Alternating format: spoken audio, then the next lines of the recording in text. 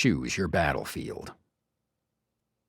If you study ancient battles, one thing you'll notice in addition to hoplites, phalanxes, legions, and archers is how generals would certainly take their time in choosing where and when to fight.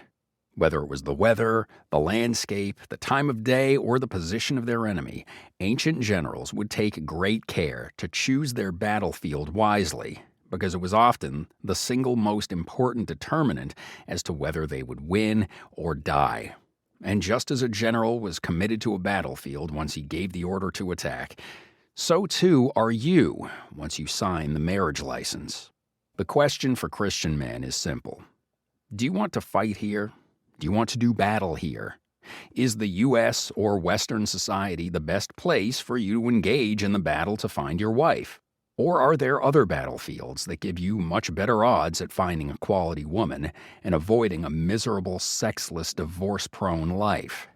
More directly, should you be looking for a Christian woman in Western churches, let alone Western society? Because if you take the time to step back, look at Western churches and the Western culture they sit in, this is a horrible battlefield to choose, a horrible sewer to go fishing in. First, this may sound a bit cynical, but 90% of marrying-age women in the church are not Christians. They might attend church service, they might pray, they may even show up at the Christian singles group. But the majority of women, as well as men, in today's American churches attend church for a reason ulterior to God. Boredom, loneliness, finances, finding a spouse, community, profiteering. But it isn't Jesus. And as discussed before, many of them are only there to find a wallet in the form of a simpy Christian husband, oftentimes a sexless wallet.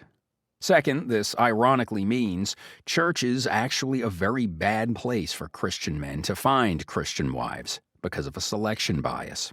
Since the majority of these women are there for ulterior reasons, this means they are dishonest with themselves and everyone else in the church. And dishonesty is a horrible trait to have when it comes to choosing a spouse. Secular girls are by far a much better statistical choice because, though they are not Christian, at least they're honest about their secularism. And it is better to choose an honest secular girl and convert her to Christ than marrying a dishonest girl who's posing as a Christian. Third, Western civilization is basically a sewer. Is it possible to find a prize muskie in a sewer? Sure, but the chances are incredibly low, and the muskie itself is inedible, likely poisoned by all the filth in the sewer.